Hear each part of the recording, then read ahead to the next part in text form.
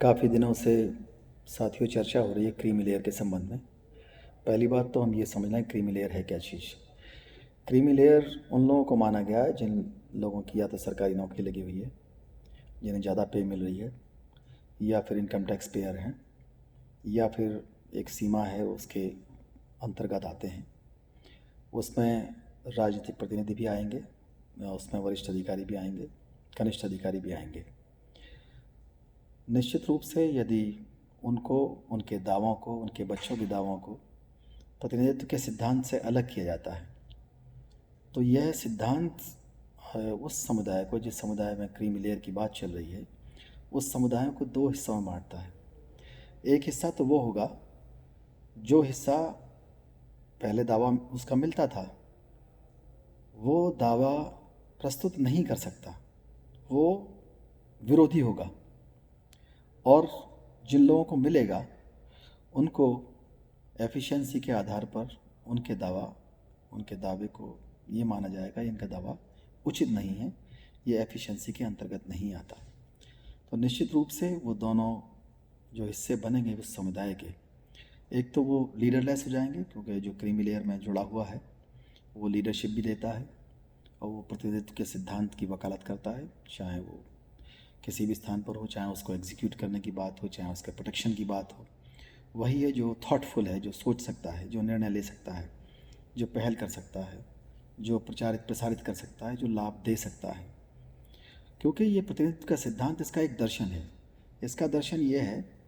कि जो इस प्रतिनिधित्व के सिद्धांत के दावे में आएगा और जिसको वो प्रतिनिधित्व का लाभ मिलेगा, वह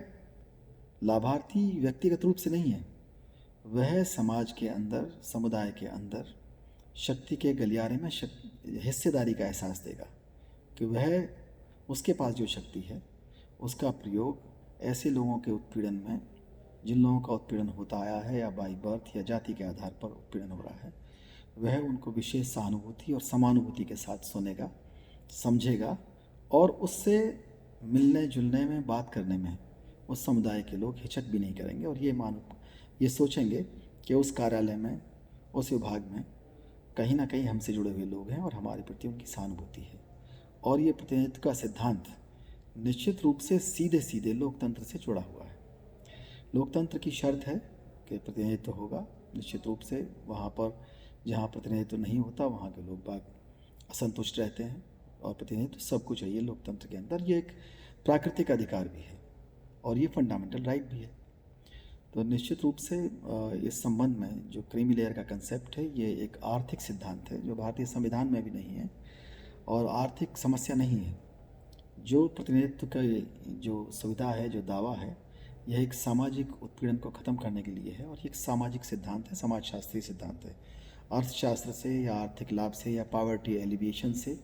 इसका कोई भी मतलब नहीं है। जो व्यक्ति प्रतिनिधित्व के दावे को प्रस्तुत करके, सर्टिफिकेट को प्रस्तुत करके नौकरी में आया है, उसको उन लोगों को सुनना ही चाहिए जिन लोगों ने उन पर आंखें लगा रखी।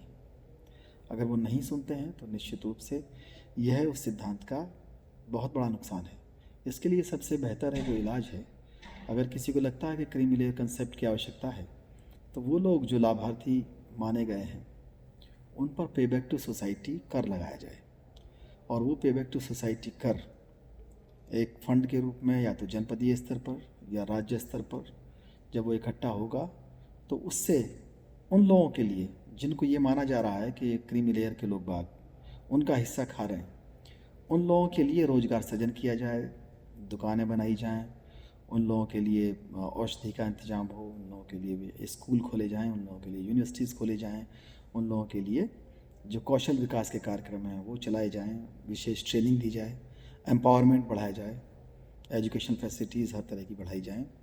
निश्चित रूप से जो जिस प्रकार की कमी है उसके लिए वो फंड काम आएगा और वो पे बैक टू सोसाइटी कर सबको देना चाहिए। इसके संबंध में जो बाबा साहब डॉक्टर अम्बेडकर ने निर्देश भी दिया है कि पे बैक टू सोसाइटी किया जाना चाहिए। लोग अपनी मर्ज़ी से नहीं करते हैं, जब अपनी मर्ज़ी से नहीं करते हैं तो इसको एक कर की तरह से जमा करना चाहिए, कर की तरह से इसको लिया जाए और कर की तरह से इसको अगर लोगों के ऊपर लगाया भी जाता है तो इसमें समाज का फ़ायदा होगा, समाज को अच्छी तरह से एक लाभ मिलेगा और डिस्ट्रीब्यूटिव जस्टिस और सोशल जस्टिस एक साथ मिलेंगे। धन्यवाद।